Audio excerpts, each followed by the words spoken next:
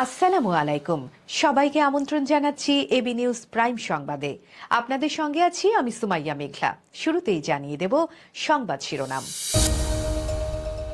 রোহিঙ্গা ক্যাম্পে আগুনে পুড়ল ৪ শতাধিক ঘর, ২ শিশুর মরদেহ উদ্ধার। রাজধানীতে ছিনতাই প্রতিরোধে পুলিশি অভিযানে ৯৪ জন গ্রেপ্তার। তুরস্কে বিস্ফোরক কারখানায় ভয়াবহ বিস্ফোরণে নিহত অন্তত ১৩। ভারত অস্ট্রেলিয়ার হাই ভোল্টেজ টেস্টে থাকছে বাংলাদেশও। দর্শক, এতক্ষণ শুনছিলেন শিরোনাম, এখন বিস্তারিত। কুতুপালং রোহিঙ্গা ক্যাম্পে ভয়াবহ এক অগ্নিকাণ্ডে ৪ শতাধিক বসতঘর পুড়ে গেছে। মঙ্গলবার ২৪ ডিসেম্বর দুপুর ১টার দিকে ঘটে এই মর্মান্তিক ঘটনা। অগ্নিকাণ্ডের সময় ২ শিশুর মরদেহ উদ্ধার করা হয়, যা পরিস্থিতির ভয়াবহতা আরও বাড়িয়ে দিয়েছে। স্থানীয় সূত্রে জানা যায়, ফায়ার সার্ভিসের ৬টি ইউনিটের প্রায় ১.৫ ঘণ্টার চেষ্টায় আগুন নিয়ন্ত্রণে আনা সম্ভব হয়। উখিয়া থানার ভারপ্রাপ্ত কর্মকর্তা ওসি আরিফ হোসেন ঘটনার সত্যতা নিশ্চিত করেছেন। তিনি বলেন, আগুনের সূত্রপাত কিভাবে হয়েছে তা এখনও নিশ্চিত হওয়া যায়নি। স্থানীয়দের ধারণা, এটি বিদ্যুতের শর্ট সার্কিট অথবা রান্নার কাজে ব্যবহৃত গ্যাস সিলিন্ডারের কারণে ঘটেছে। ফায়ার সার্ভিসের উপপরিচালক মোহাম্মদ তানহারুল জানান, এই অগ্নিকাণ্ডে ৪ শতাধিক বসতঘর সম্পূর্ণরূপে ধ্বংস হয়েছে এবং দগ্ধ ২ জনের মরদেহ উদ্ধার করা হয়েছে। এই ঘটনায় ক্যাম্পের মানুষের মধ্যে আতঙ্ক ছড়িয়ে পড়েছে। তাদের জীবিকা, নিরাপত্তা এবং ভবিষ্যৎ নিয়ে উদ্বেগের ঢেউ বইছে। রাজধানীতে ছিনতাই দমনে পুলিশের হঠাৎ অভিযান চলছে। ২৪ ঘণ্টায় ৯৪ জন ছিনতাইকারীকে গ্রেপ্তার করা হয়েছে। রবিবার সকাল ৮টা থেকে সোমবার সকাল ৮টার মধ্যে এই অভিযান পরিচালিত হয়। বিস্তারিত দেখুন প্রতিবেদনে। গত ২৪ ঘণ্টায় গ্রেপ্তার হয়েছে ৯৪ জন ছিনতাইকারী। সোমবার মিন্টো রোডে ডিএমপি মিডিয়া সেন্টারের সংবাদ সম্মেলনে এ তথ্য জানান ডিএমপির অতিরিক্ত police commissioner SN Mohammad Nazrul Islam. রবিবার সকাল ৮টা থেকে সোমবার সকাল ৮টা পর্যন্ত অভিযান চালিয়ে লালবাগ থেকে ২৬, তেজগাঁও থেকে ১৯ এবং গুলশান থেকে ৪ জন ছিনতাইকারীকে গ্রেপ্তার করা হয়। নজরুল ইসলাম জানান, ঢাকার ছিনতাই প্রবণ এলাকাগুলো চিহ্নিত করে কার্যকর পদক্ষেপ নেওয়া হচ্ছে।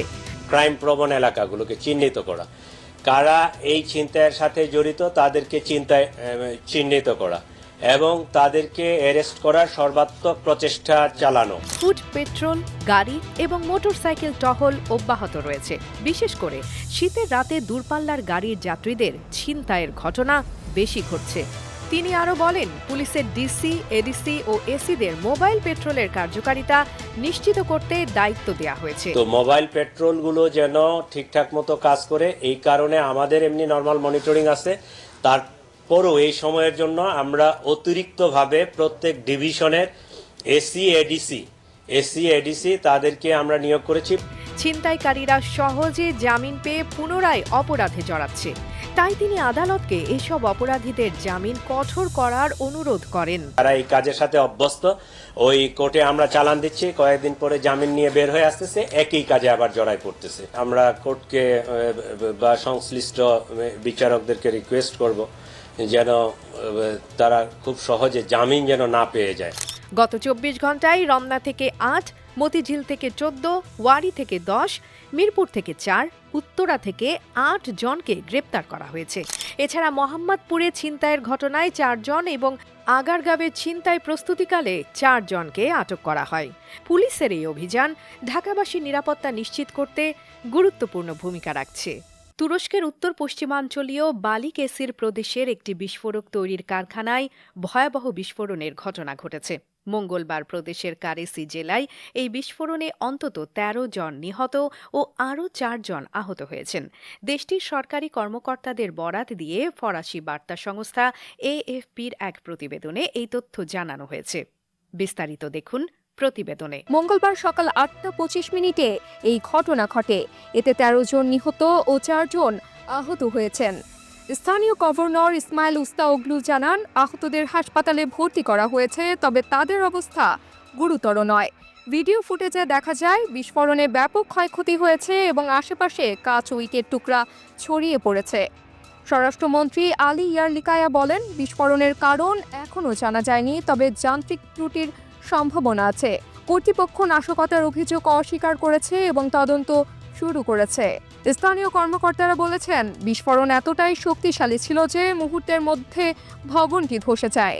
এই কারখানায় যুদ্ধে ব্যবহৃত অস্ত্র ও বিস্ফোরক তৈরি করা হয়, ফলে ঘটনার পর পুরো অঞ্চলে উদ্বেগ ছড়িয়ে পড়েছে। AB news desk report. বিশ্ব টেস্ট চ্যাম্পিয়নশিপের গত আসরের চ্যাম্পিয়ন অস্ট্রেলিয়া ও রানার্স আপ ভারত বর্তমানে বোর্ডার গাভাস্কার ট্রফির 5 ম্যাচের সিরিজে মুখোমুখি। এই সিরিজ চলমান টেস্ট চ্যাম্পিয়নশিপের ফাইনালে ওঠার দৌড়ে অত্যন্ত গুরুত্বপূর্ণ। বাংলাদেশের প্রতিনিধিত্ব করছে আইসিসির এলিট প্যানেলের প্রথম আম্পায়ার শরফুদ্দৌলা ইবনে শহীদ সৈকত। তিনি ভারত অস্ট্রেলিয়ার পরবর্তী 2 ম্যাচের আম্পায়ারিংয়ের দায়িত্ব পালন করবেন। আগামী 26 ডিসেম্বর মেলবোর্নে সিরিজের চতুর্থ টেস্টে অংশ নেবেন তিনি। এই বক্সিং ডেতে তিনি টিভি আম্পায়ার হিসেবে দায়িত্ব পালন করবেন। এরপর 3রা জানুয়ারি সিডনিতে সিরিজের পঞ্চম ও শেষ টেস্টে অনফিল্ড আম্পায়ারের দায়িত্বে থাকবেন সৈকত। এর আগে দক্ষিণ আফ্রিকা ও শ্রীলঙ্কার টেস্ট সিরিজে তার দুর্দান্ত আম্পায়ারিং নিয়ে আলোচনা সৃষ্টি হয়। দর্শক, এতক্ষণ আমাদের সঙ্গে থাকার জন্য ধন্যবাদ। সর্বশেষ সংবাদ পেতে ভিজিট করুন আমাদের ওয়েবসাইট www.abnewsinternational.com এ। সেই সঙ্গে নিয়মিত ভিডিও নিউজ পেতে আমাদের ফেসবুক পেজ ও ইউটিউব চ্যানেলে চোখ রাখুন।